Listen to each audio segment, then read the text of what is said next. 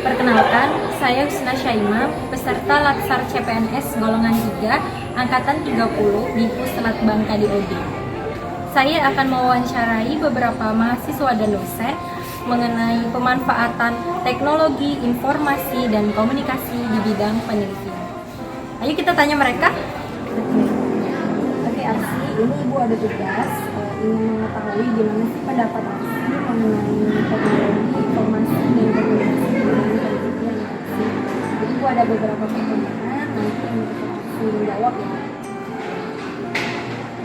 Arsi ini salah satu mahasiswa di Universitas Malawarman di semester berapa? Semester 5. Oh ya, di semester 5 ya. Jadi Arsi juga merupakan asisten praktikum ya.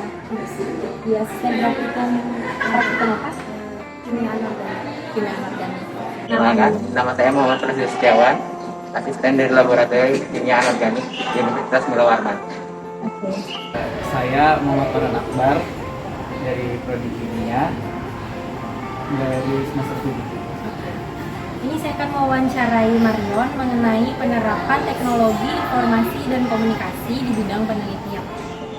Jadi kalau menurut Sojo itu bagaimana sih contoh-contoh apa saja itu teknologi informasi dan komunikasi di bidang penelitian?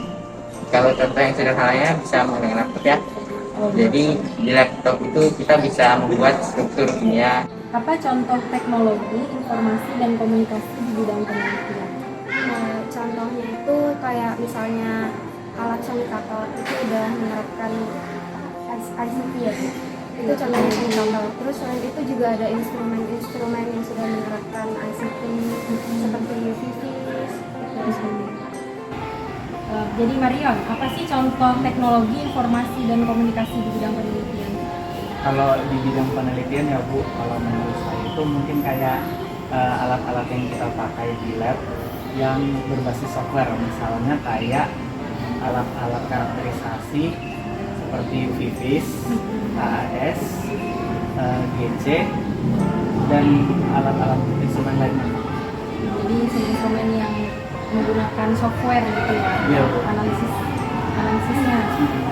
Ini apakah kita sudah menerapkan ICT di lab kimia anorganik kita ini? Untuk di lab organik ini sendiri sudah menerapkan ya. Misalnya aja seperti oven, flat, serta neraca digital ada. Oke, jadi kita sudah menerapkan ya karena kita ada teknologi-teknologi yang kita gunakan untuk praktikum ataupun untuk penelitian ya. Lalu kalau di lab kita ini kira-kira kita sudah menerapkan ICT atau belum ya? Untuk di lab kita sendiri sepertinya sudah ya, karena kita kan kalau absen itu menggunakan e-learning. Kita pakai e-learning untuk selain itu juga untuk meletakkan template laporan atau modul-modul kita taruh di situ biar adik-adiknya bisa mengakses sendiri. Gitu. Oke, berarti kita sudah cukup menerapkan ICT ya di lab kimia anorganik ya. Lalu kalau menurut Marion, apa di lab kita ini sudah menerapkan ICT tadi, teknologi informasi dan komunikasi? Kalau di lab itu sudah sih. Sudah ya? Contohnya gimana kalau di lab anorganik kita ini? Kalau di lab anorganik kita ini misalnya ada VIVIS ya Bu. Oh iya, terus kita analisis, karakterisasinya menggunakan software. Kemudian untuk presensinya gimana? Presensinya Menggunakan itu- e-learning, oh ya sudah mulai e-learning. iya sudah mulai. Jadi Kemudian aksennya online. ini jadi sudah terintegrasi ya di e-learning. Sojo itu siapa saja sih yang wajib mengaplikasikan ICT kalau di lab kimia anorganik kita ini? Untuk siapa saja itu menurut saya itu khusus untuk semuanya ya. Mulai dari mahasiswa, dosen, praktikan, dan serta asisten saya itu wajib karena fungsinya sangat penting. Selain untuk mempermudah juga bisa untuk mengurangi kesalahan. Itu siapa aja sih yang wajib memahami ICT, memahami teknologi, informasi dan komunikasi? Kalau yang wajib itu ya Bu, kalau menurut saya terus yang paling utama itu laporan yang ada di dalam kita. Yang kedua itu wajib bagi asisten untuk tahu tentang alat-alat yang akan mereka gunakan. Jadi wajib untuk laporan, asisten. Kalau dosen dan praktikan Kalau dosen itu, kalau menurut saya kalau dosen sudah pasti tahu sih. Kalau praktikan itu kan nanti akan dibimbing sama asistennya ya Bu. Lalu menurut Arsi nih, siapa aja sih yang wajib memahami ICT gitu? Menurut saya untuk memahami itu baik dosen maupun mahasiswa praktikan dan asisten itu wajib memahami, karena dari situ kita bisa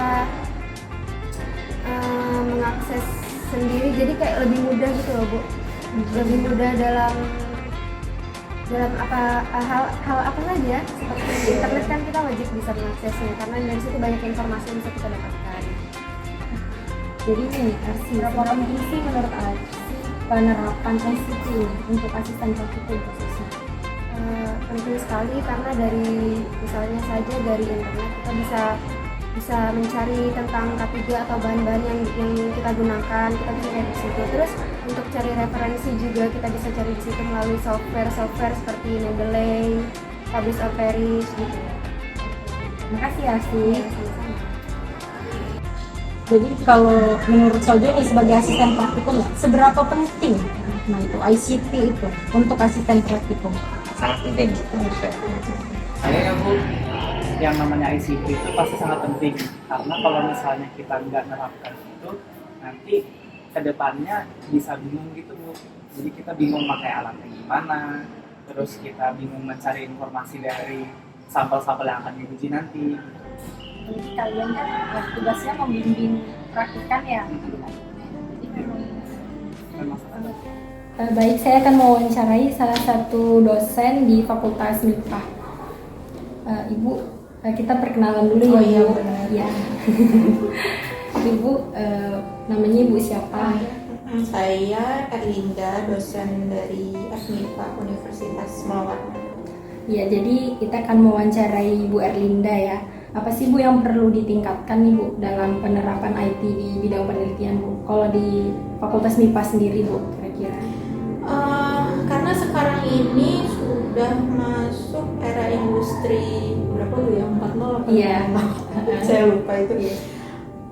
Jadi yang mau nggak mau artificial intelligence itu harus masuk ke berbagai sektor hidup kita. Kalau kita kan kalau dulu kita cuma bisa menghitung secara teori pakai kertas. Harusnya sebenarnya sekarang sudah bisa sih Bu. Tapi mungkin sebagai pembelajaran untuk tahap awal ya kita bisa memodelkan gimana sih perhitungan peluruhan kan. Peluruhan itu yang nggak gampang kan Bu, kan nggak yang linear, pasti dia logaritmik, harus kayak gimana. Kira-kira dari pemodelan itu, simulasi itu kita bisa ngasih hasil sepresisi mungkin dan seakurat mungkin itu kayak gimana gitu dari pandangan saya. Dari wawancara yang telah kita lakukan, ternyata teknologi, informasi, dan komunikasi telah banyak diterapkan di Laboratorium Kimia Anorganik FMIPA Universitas Mulawarman. Di sini kita dapat melihat bahwa penerapannya mulai dari tingkat dasar seperti presensi menggunakan e-learning hingga tingkat yang lebih expert atau lebih canggih seperti penggunaan software misalnya dalam karakterisasi maupun analisis dari bahan-bahan kimia. Di sini kita melihat peran dari teknologi, informasi, dan komunikasi sangat penting khususnya untuk menunjang keberhasilan penelitian, juga dapat kita gunakan untuk menghindarkan diri dari kecelakaan kerja selama di laboratorium.